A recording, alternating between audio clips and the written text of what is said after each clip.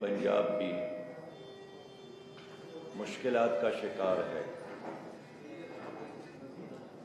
ہمارا ایمان ہے کہ ہماری خوشحالی اور ترقی کی ضمانت صرف اور صرف اسلامی نظام میں ہے۔ اسلامی نظام نافذ نہیں ہوا اور ماضی کے ہر حکمران نے ذاتی مفادات کا اسیر بن کر نظریہ پاکستان کے ساتھ غداری اور بے وفائی کی، اور اس غداری کا اور بے وفائی کا نتیجہ یہی ہے کہ پاکستان کا جغرافیہ بھی سلامت نہیں رہا اور معاشی لحاظ سے بھی ہم ترقی نہیں کر سکے، اور 74 سال گزرنے کے باوجود بھی ہم ایک نیشن، ایک ملت نہیں بن سکے۔ اور آج بھی ہم اپنی قوم کو یہی سمجھانے کی کوشش کرتے ہیں کہ پاکستان اللہ تعالیٰ کا عطیہ ہے۔ پاکستان کا بنیاد کوئی قومیت نہیں ہے، لسان اور زبان نہیں ہے، ایک نظریہ ہے۔ اور جب تک پاکستان میں نظریہ پاکستان کی حاکمیت نہ ہو، کسی بھی پارٹی کی حکومت ہو یا جرنیلوں کی حکومت ہو، ہم کامیاب نہیں ہو سکتے۔ اللہ رب کریم نے پاکستان کو ہر وہ نعمت دی ہے جو اس دنیا میں ترقی کے لیے ضروری ہے۔ معدنیات سے مالا مال پاکستان، زرخیز زمین پاکستان میں، 5 دریاؤں کا بہاؤ پاکستان میں، اور سب سے بڑی بات یہ کہ 22 کروڑ عوام میں 65% نوجوان ہے، ایٹمی پاور ہے، دنیا کے 7ویں نمبر پر بڑی فوج ہے، بہترین جغرافیائی محل وقوع ہے، لیکن اس سب کچھ کے باوجود کراچی سے لے کر چترال تک شہروں اور دیہاتوں میں اس وقت غربت ناچ رہی ہے، مہنگائی نے دمال ڈالا ہے۔ عزت کے ساتھ کانے کو ترس رہے ہیں، سکون ختم ہوا ہے، ایک غیر یقینی صورتحال ہے، اور موجودہ حکومت ہو یا سابقہ حکومت، وہ اسی کو کمال سمجھتی ہے کہ کوئی بھی طریقہ ہو بس 5 سال مکمل کرے۔ اور اس حکومت نے آنے سے قبل جن لوگوں کو بڑا ڈاکو قرار دیا تھا، مفادات کے خاطر انہی سے انہوں نے پھر اتحاد کیا۔ حکومت میں آنے سے قبل مافیاز کے خلاف ایکشن لینے کا وعدہ کیا تھا، حکومت میں آنے کے بعد وہی مافیاز ان کا دست و بازو بنے، ان کو کیبنٹ میں حصہ دیا گیا، ان کو سینٹ میں ٹکٹ دیا گیا، اور اب چاروں طرف بڑے تکبر کے ساتھ مافیاز ہی کی حکومت ہے۔ اور یہی وجہ ہے کہ آج آٹا mafia, sugar mafia, land mafia, drug mafia, petrol اور ڈیزل کا مافیا، یہ سارے مافیاز ہیں جنہوں نے ہمارے ملک کو یرغمال بنایا ہے، غریب غریب تر ہو رہا ہے، اور ان مافیاز اور ان کے کارندوں اور ایجنٹوں کی دولت میں، ان کے پراپرٹی میں، ان کی شوگر ملز میں، ان کے فلور ملز میں، ان کے کارخانوں میں، ان کے بنگلوں میں، ان کے گاڑیوں میں، ان کے بینک اکاؤنٹ میں مسلسل اضافہ ہو رہا ہے۔ اور یہاں تو پاکستان کی اکانومی تباہ ہو گئی، لیکن پاناما لیکس اور پنڈورا پیپر سامنے آنے کے بعد پتہ چلا کہ اتنی دولت ان لوگوں نے چوری کر کے لوٹ کر جمع کی ہے کہ یہاں کے بینکوں میں جگہ نہیں رہی، تو چھپانے کے لیے انہوں نے بیرونی ملک کمپنیوں میں چھپایا ہے تاکہ وہ ٹیکس سے بچ جائے اور چوری کے مال پر پردے رہے۔ میرے بہت ہی پیارے بھائیوں، تبدیلی کے نام سے ایک حکومت آ گئی اور لائی گئی، اس میں اوورسیز پاکستانیوں نے بھی ایک بڑا حصہ لیا تھا، اور اوورسیز پاکستانیوں کا بڑا احسان ہے پاکستان پر کہ وہ آج بھی 29 ارب ڈالر سے زیادہ پیسہ بیچتا ہے۔ لیکن دوسری تصویر یہ بھی ہے کہ وہ باہر کما کر ادھر بیچتے ہیں اور یہی مافیاز ادھر لوٹ کر واپس باہر بینکوں میں منتقل کرتے ہیں۔ تو یہ ظالم درندے ہماری ایوانوں میں بھی موجود ہے، ہمارے اداروں میں بھی موجود ہے، ہماری سیاست پر بھی ان کا قبضہ ہے، اور یہ ایک لحاظ سے حقیقی معنوں میں سیاسی دہشت گرد ہے جو نسل در نسل تمہارے اوپر مسلط ہے۔ آج اسلام آباد میں چاروں طرف مایوسی ہے، وزراء بھی مایوس ہے، اور وہ جو بڑے بڑے اینکرز جنہوں نے ایک طویل عرصے سے اس حکومت کی وکالت کی ہے اور سچ کو جھوٹ اور جھوٹ کو سچ ثابت کرنے کی کوشش کرتے رہے، آج بھی ان کے دفاع کے لیے وہ بھی تیار نہیں ہے۔ آج اس حکومت کی کوشش ہے کہ کیا طریقہ استعمال ہو تاکہ آئندہ ایک بار پھر ایک جعلی الیکشن کا ڈرامہ رچا کر اقتدار میں آ جائے، اور یہ حکومت کہتی ہے کہ یہ 5 سال تو مسلم لیگ کے گن کو صاف کرنے کے لیے ناکافی ہے، اور مسلم لیگ کی حکومت قائم ہو گئی تو یہی کہتی تھی کہ ابھی 5 سال تو پیپلز پارٹی کے گن کو اٹھانے کے لیے اور صاف کرنے کے لیے ناکافی ہے، اور اب پیپلز پارٹی اور مسلم لیگ کے بعد اس حکومت کا جو گن ہے اس کو اٹھانے اور صاف کرنے کے لیے بھی ایک عرصہ چاہیے۔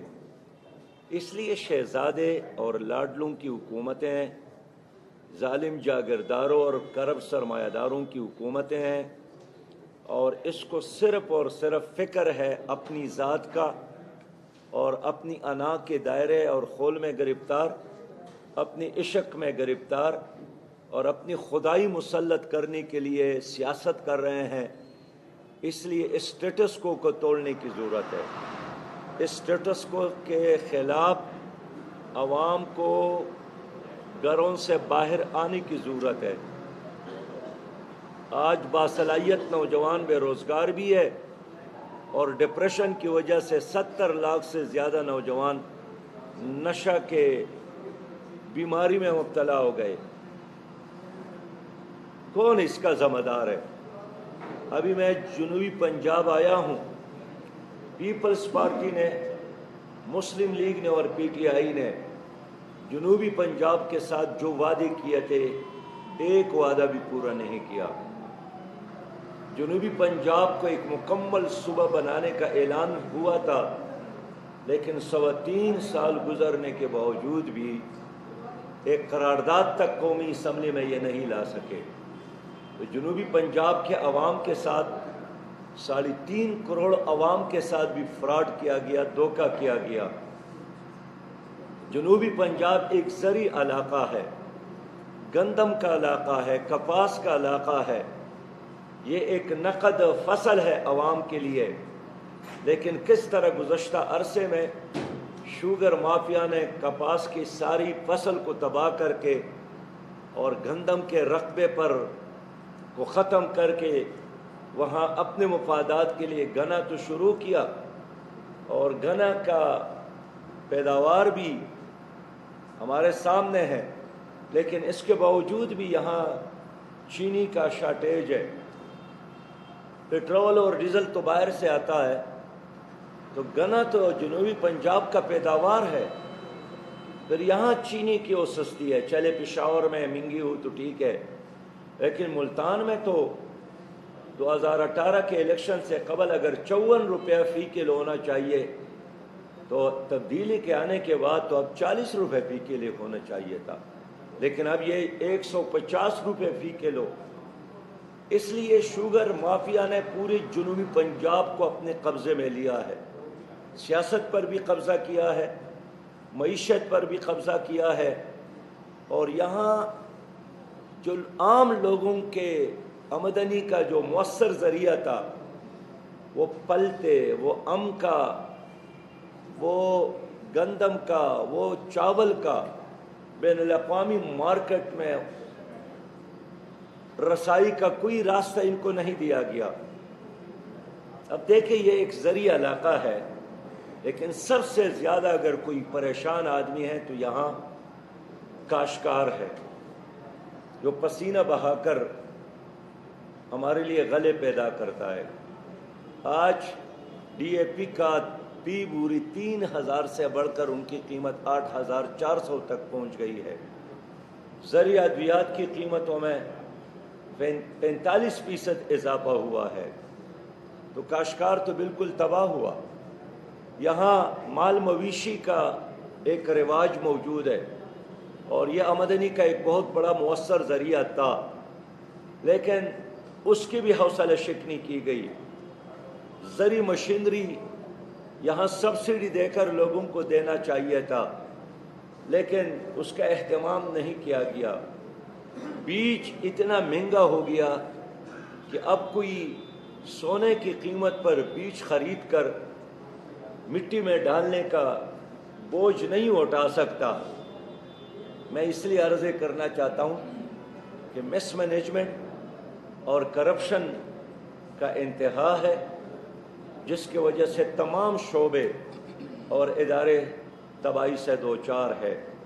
میں آج آپ لوگوں کے درمیان ہوں اور ایک بار پھر مطالبہ کر رہا ہوں کہ اعلان اور وعدے کے مطابق جنوبی پنجاب کو ایک مکمل صوبے کا درجہ دیا جائے، اور چند دفاتر قائم کر کے عوام کو دھوکہ نہ دیا جائے۔ اب دیکھ کتنا عرصہ ہو گیا جنوبی پنجاب کے لیے بااختیار اور مکمل ریونیو بورڈ تشکیل نہیں کیا گیا، اور آج بھی لوگ چھوٹے چھوٹے مقدمات کے لیے لاہور جانے پر مجبور ہے۔ تو کیا آپ ایک ریونیو بورڈ یہاں قائم نہیں کر سکتے ہیں؟ اگر آپ کی نیت ٹھیک ہے اور آپ کا اگر ارادہ ٹھیک ہے، ہم یہی چاہتے ہیں کہ یہاں ایک مکمل ریونیو بورڈ تشکیل دیا جائے، تاکہ جنوبی پنجاب اور خاص کر ملتان کے لوگوں کو چھوٹے چھوٹے کیسز کے لیے لاہور جانے کی ضرورت نہ پڑے۔ یہاں ہم چاہتے ہیں کہ زراعت ترقی کرے، اور جنوبی پنجاب کی زراعت کو ترقی دے کر آپ پاکستان کو ترقی دے سکتے ہیں۔ پھر آپ کو چینی باہر سے درآمد کرنے کی ضرورت نہیں پڑے گی، پھر گندم باہر سے لانے کی ضرورت نہیں پڑے گی، لیکن یہ تو تبھی ممکن ہے کہ اگر آپ یہاں کے غریب کاشتکار کو بیج اور کھاد پر سبسڈی دے کر ان کو فیسیلیٹیٹ کر لے۔ اس طرح میں نے دیکھا ہے کہ 3.25 کروڑ کی آبادی کے لیے صحت کے طبی سہولیات نہ ہونے کے برابر ہے۔ کہیں کہیں تو بڑے ہاسپٹلز کے انفراسٹرکچر تو موجود ہے، لیکن وہاں ڈاکٹرز نہیں ہیں، وہاں پھر دوائی نہیں ہے۔ تو مفت علاج کا جو اعلان حکومت نے کیا تھا، حکومت نے اس علاقے کے لوگوں کے ساتھ وہ وعدہ پورا نہیں کیا۔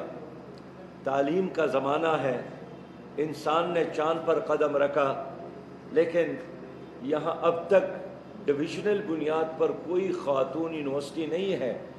ہمارا مطالبہ یہی ہے کہ ڈویژنل بنیاد پر خواتین یونیورسٹیاں قائم کیا جائے، اس لیے کہ موجودہ مہنگائی کے زمانے میں لوگوں کے لیے لاہور جانا اور بچیوں کو وہاں پہنچانا اور ہاسٹل میں ان کے اخراجات برداشت کرنا ناممکن ہے۔ ہمارا مطالبہ یہی ہے کہ انڈس ہائی وے کو فی الفور ڈبل کیا جائے۔ میرے معلومات کے مطابق پوری پنجاب کا پریشر اسی ہائی وے پر ہے، اور سب سے زیادہ حادثات بھی اسی روڈ پر ہوتے ہیں۔ ٹریفک بے انتہا زیادہ ہے اور کیپیسٹی کم ہے۔ میں یہ بھی چاہتا ہوں، میں نے اپنے آنکھوں سے دیکھا ہے کہ وہاڑی ملتال روڈ بالکل ختم ہوا ہے اور منجڈاروں کی کنڈرات کا نقشہ پیش کر رہا ہے. اس کو فوری طور پر تعمیری نو کرنے کی ضرورت ہے.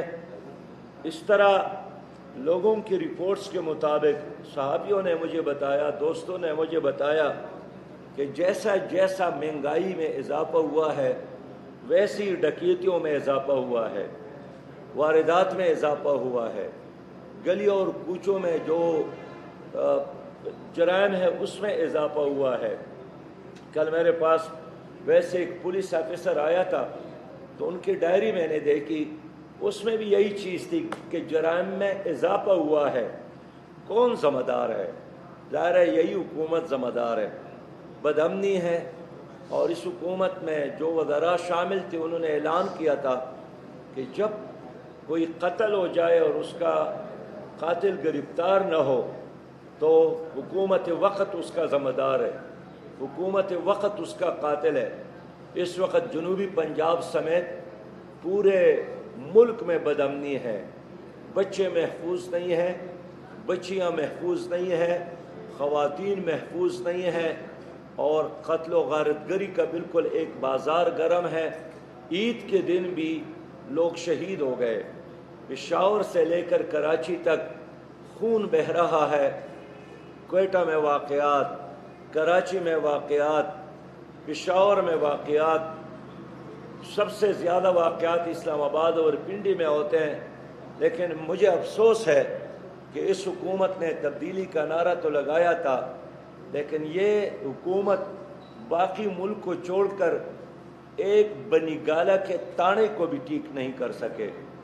اس لیے ادارے تباہ ہو گئے ہیں اور اس وقت حکومت نے الیکشن کمیشن کے خلاف اعلان جنگ کیا ہے اور چڑھائی کر رہی ہے اور ایک الیکٹرانک مشین کا اعلان کر رہی ہے جو میں سمجھتا ہوں کہ ایک ڈیجیٹل دھاندلی کا ایک سازش ہے.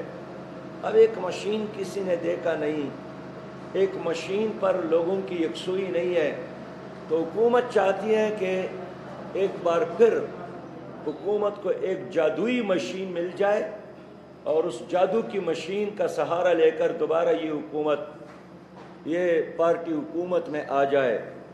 میں اس لیے کہنا چاہتا ہوں کہ عوام کو اب بیدار ہونا چاہیے اور دھاندلی کے راستے میں اور ایک شفاف الیکشن کے انعقاد کے لیے اپنا کردار اب عوام ہی نے ادا کرنا ہوگا. اس حکومت نے کشمیر کا مسئلہ اور کشمیر کا کیس ہارا ہے. اس حکومت کے آنے کے بعد انڈیا نے کشمیر پر قبضہ کیا، صدیوں سے قائم ان کی ریاستی حیثیت، کشمیر کی ریاستی حیثیت کو ختم کیا اور اب وہاں کا آئین ختم ہوا، وہاں کی زبان ختم، وہاں کا جھنڈا ختم ہوا، وہاں اسٹیڈیم کے نام تبدیل کیے گئے اور 33 لاکھ سے زیادہ برہمن سامراج نے انڈین شہریوں کو لا کر کشمیر میں بسایا ہے. اور ممکن ہے آئندہ خود ہندوستان یہ مطالبہ کرے کہ اب استصواب رائے ہونا چاہیے، اس لیے کہ کشمیر میں مسلمانوں کی اکثریت اقلیت میں منتقل ہو رہی ہے. اس حکومت نے افغانستان کا مسئلہ اب تک جس انداز سے ڈیل کیا ہے افسوسناک ہے. دنیا نے اب تک افغانستان کو تسلیم نہیں کیا. حال یہ ہے کہ وہاں امن قائم ہوا ہے، وہاں اس وقت ایک جائز حکومت قائم ہو گئی ہے، لیکن سب سے پہلے پاکستان نے اس کو تسلیم نہیں کیا. تو اگر پاکستان اس کو تسلیم کرنے کے لیے تیار نہیں ہے اور امریکہ کی طرف دیکھ رہا ہے اور یورپ کی طرف دیکھ رہا ہے تو یہ تو ایک دو رنگی ہے، یہ تو منافقت ہے. اس لیے ہمارا مطالبہ یہی ہے کہ افغانستان کے مسئلے کا حل یہی ہے کہ پاکستان اس کو تسلیم کرے اور OIC کا اجلاس بلایا جائے، OIC کو مجبور کیا جائے کہ پہلے مرحلے میں اسلامی ممالک اس کو تسلیم کرے تاکہ افغانستان جو ماضی میں ہمیشہ انڈیا نے ہمارے خلاف استعمال کیا اور اب وہاں طالبان کی حکومت قائم ہو گئی ہے بلکہ عوام کی حکومت قائم ہو گئی ہے، تو اگر وہاں ایک مضبوط حکومت قائم ہو جاتی ہے وہ 100% پاکستان کے مفاد میں ہے۔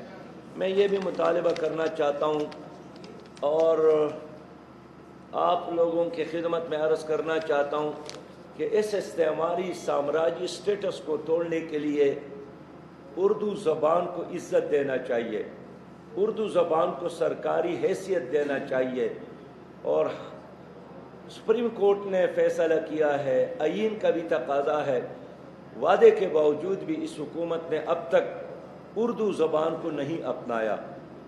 میں نے سینٹ میں قرارداد لایا تھا کہ نجات کے لیے ضروری ہے کہ CSS کے ایگزام اردو زبان میں ہو، انگریزی میں بھی ہو اور اردو زبان میں بھی ہو، اس لیے کہ اردو میڈیم میں پڑھنے والے ہمارے بچے انگریزی میں وہ صلاحیت نہیں رکھتے کہ وہ CSS کے ایگزام میں کامیابی حاصل کرے، لیکن سپریم کورٹ کے فیصلے کے باوجود، آئین کے تقاضے کے باوجود حکومت نے اب تک اردو کو وہ سٹیٹس نہیں دی جو آئین کا تقاضا ہے اور سپریم کورٹ کے فیصلوں کا تقاضا ہے۔ ہم چاہتے ہیں کہ آئین کے مطابق اردو کو وہی سٹیٹس دیا جائے جو ایک قومی زبان کا ہونا چاہیے۔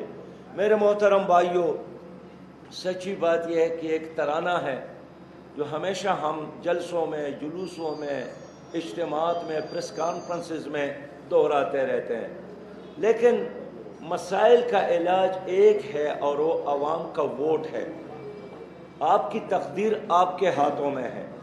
اگر آپ ظالم جاگیردار اور کرپٹ سرمایہ دار اور سٹیٹس کو کے ان فیسیلیٹیٹر کو ووٹ دیتے ہیں، کبھی بھی تبدیلی نہیں آئے گی۔ ایک حقیقی تبدیلی کے لیے اور ایک حقیقی اسلامی پاکستان اور خوشحال پاکستان کے لیے ضروری ہے کہ اب لوگ جماعت اسلامی کا ساتھ دیں۔ جماعت اسلامی ایک حقیقی اپوزیشن کا کردار ادا کر رہی ہے، ایوان کے اندر بھی اور ایوان کے باہر بھی۔ 28 نومبر کو میں نے بے روزگار نوجوانوں کو اسلام آباد بلایا ہے، اس لیے کہ اس حکومت نے 1 کروڑ نوکریوں کا اعلان تو کیا تھا، لیکن 3.25 سال گزرنے کے باوجود بھی 1 کروڑ تو کیا 5 لاکھ نوجوانوں کو روزگار نہیں دے سکے، اور 34 لاکھ سے زیادہ برسر روزگار لوگ بے روزگار ہو گئے۔ میں یہی کہنا چاہتا ہوں کہ نوجوانوں کو اپنے حق کے لیے اب آگے آنا ہوگا۔ میں چاہتا ہوں کہ نوجوانوں کو تسلی دوں، نوجوانوں کو سپورٹ کر لوں، اور میری خواہش ہے کہ نوجوان ایوانوں میں بھی آ جائے، قوم کو بھی لیڈ کرے۔ باصلاحیت نوجوانوں کو اب مایوس ہونے کی بجائے اب آنا ہوگا۔ 28 نومبر کو میں نے تمام بے روزگار نوجوانوں کو اسلام آباد کی ڈی چوک میں جمع ہونے کے لیے کہا ہے، اور امید ہے انشاءاللہ تعالیٰ کہ اپنے حق کے لیے نوجوان آئیں گے۔ ہم یہی چاہتے ہیں کہ پاکستان سب کے لیے ہو۔ ہم یہ چاہتے ہیں کہ 2 پاکستان کی بجائے 1 پاکستان بن جائے، سستا انصاف سب کے لیے، تعلیم سب کے لیے، روزگار سب کے لیے، صحت سب کے لیے اور انصاف سب کے لیے۔ یہ تمام کام اس وقت ہوں گے جب اسلامی پاکستان بن جائے، اور اسلامی پاکستان کے لیے جماعت اسلامی موجود ہے۔ میں آپ صحافی بھائیوں کا شکریہ بھی ادا کرتا ہوں، اور آپ سے بھی کہنا چاہتا ہوں کہ آپ بہت مؤثر لوگ ہیں، آپ بھی اس معاشرے کو لیڈ کرنے والے ہیں، آپ رپورٹ کرنے والے نہیں ہیں، آپ لوگوں کی بھی ایک حیثیت ہے۔ تو ایک ذمہ دار شہری کی حیثیت سے آپ بھی اپنے حیثیت کو اس ملک کو ترقی دینے، اس ملک کو خوشحالی دینے اور اس ملک کو اسلامی بنانے میں اپنا کردار ادا کریں۔ میں آپ کا شکریہ ادا کرتا ہوں۔ یہ 3 دن کا آپ کا دورہ ہے، اور 3 دن میں آپ نے یقیناً مختلف علاقوں میں گئے ہیں، لوگوں سے ملے ہیں۔ آپ کیا سمجھتے ہیں کہ جو بنیادی مسئلہ اس خطے کا ہے وہ کیا ہے؟ جماعت اسلامی نے کیا حاصل کیا ہے؟ دیکھیے، جماعت اسلامی نے عوام سے رابطہ کیا، ہم گلیوں اور کوچوں میں گئے، ہم علماء سے ملے، ہم تاجروں سے ملے، کاشتکاروں سے ملے، مزدوروں سے ملے، طلباء سے ملے، اور یہ دورہ ابھی جاری ہے۔ اور میں نے یہی محسوس کیا کہ لوگ اس حکومت اور اس نظام سے مایوس ہے. اب اس مایوسی کو ختم کرنے کے لیے ایک ہی راستہ ہے کہ لوگ جدوجہد کریں، جدوجہد کے لیے آمادہ ہو. اور ہم یہی امید کی شمع لے کر ان گلیوں اور کوچوں میں لوگوں کے دروازوں پر دستک دے رہے ہیں کہ ایک اسلامی اور خوشحال پاکستان کی تعمیر کے لیے گھر سے نکلے. لوگوں نے ہمارا استقبال کیا، ہمارا انتظار بھی کیا، لوگوں نے ہمیں محبتوں سے نوازا. اس پر میں ملتان کا بھی شکریہ ادا کرتا ہوں، اور خاص کر یہاں کی جماعت اسلامی کی قیادت جناب راؤ ظفر صاحب، جماعت اسلامی پنجاب کے امیر، اور جناب ڈاکٹر صفدر ہاشمی صاحب اور ان کی پوری ٹیم کا شکریہ ادا کرتا ہوں کہ بہترین انتظامات اور ارینجمنٹ کے ساتھ انہوں نے ہمارے اس دورے کو ارینج کیا.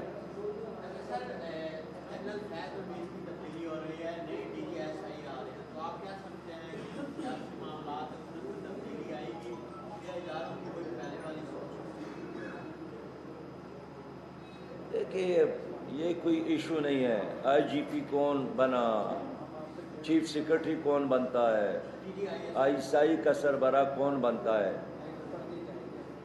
اس سے کوئی فرق نہیں پڑتا ہے. اصل میں یہ نظام جب تک ہے تو IGP، چیف سیکرٹری، DGI جو بھی ہو، اگر حکومت کی قیادت ایک ایسے آدمی اور ایسے پارٹی کے ساتھ ہے جو اپنے آپ کو خود قانون سے بالا تر سمجھتا ہے، جو ڈیلیور نہیں کر سکتا ہے، جس کا کوئی ویژن نہیں ہے، جس کے ساتھ کوئی پروگرام نہیں ہے، جن کے ٹوکری میں سارے وہ مفاد پرست ہی موجود ہے، DGI کوئی بھی بن جائے، نظام میں کوئی فرق نہیں آئے گا. نظام بدلنے کے لیے عوام کو گھروں سے نکلنا پڑے گا.